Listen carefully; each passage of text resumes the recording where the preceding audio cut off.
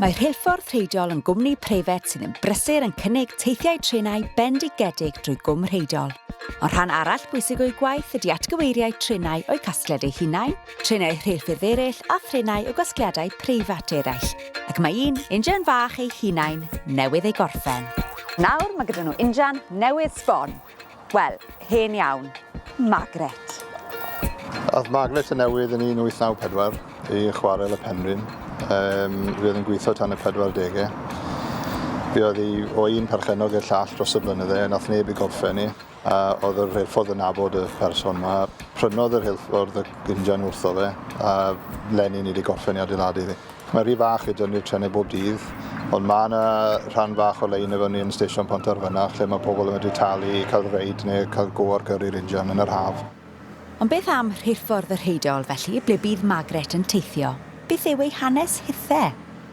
Y Rheilffordd yma ers 1912, di rioed wedi cau. Da ni'n caru rhyw 100,000 o bobl y flwyddyn.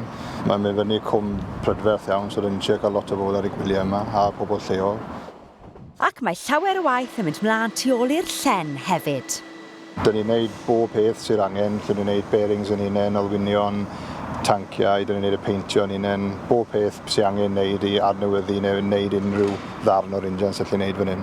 A dyn ni'n cymeryd mwy o brentisied mlaen i ddysgu'r sgiliau peirianyddol i neud yr injans. Ydyn, mae prentished yn bwysig iawn mewn diwydiannau fel hyn ac i Rheilffordd Rheidol. Mae'n bwysig bod ni'n cael nhw i cael pasio sgiliau ymlaen. Maen nhw yn mynd i helpu ni wneud mwy o waith. Mae yna gasgliad o'r 40 o injans yma a un diwrnod ydyn nhw wedi ail wneud nhw. A da ni'n gobeithio codi amgueddfa newydd yma o fewn y 5 i 10 mlynedd nesaf. Hyd yn oed fwy o gynlluniau ar y gweill felly, ac un sy'n newydd orffen eu prentisiaeth gyda Rheilffordd Rheidol ydy Ifan Byrrel sydd yn grwt o'r ardal ac sydd yma ers 2012. O'n i ddim rili eisiau mynd i prifysgol, so o'n i'n edrych am swyddi yn yr ardal a o'n i'n meddwl bod hon sy'n tico'r bocsys i gyd a ges i offer i ddod yma a fe wedi bod yma ers hynny. Mae lot o swyddi peirianneg yn chi'n goffod trefeili'n bell amdano nhw, ond yna fi yn hapus iawn bod wedi ffindo rhywbeth mor agos. Yn y flwyddyn diwetha ni wedi bod yn bennu'r dau injan Margaret a Diana, so wedi bod yn hapus iawn i gallu gwneud treina fyd a dysgu lot amdano fe yna, a siŵr bod nhw'n gweithio.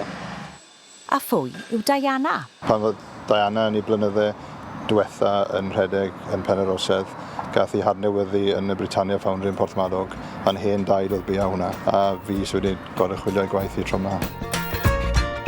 Felly nid dim ond tocynyddiaeth o dwristiaeth yw tren bach yr Rheidol. Mae'n ddiwrnod cyfan bendigedig mas.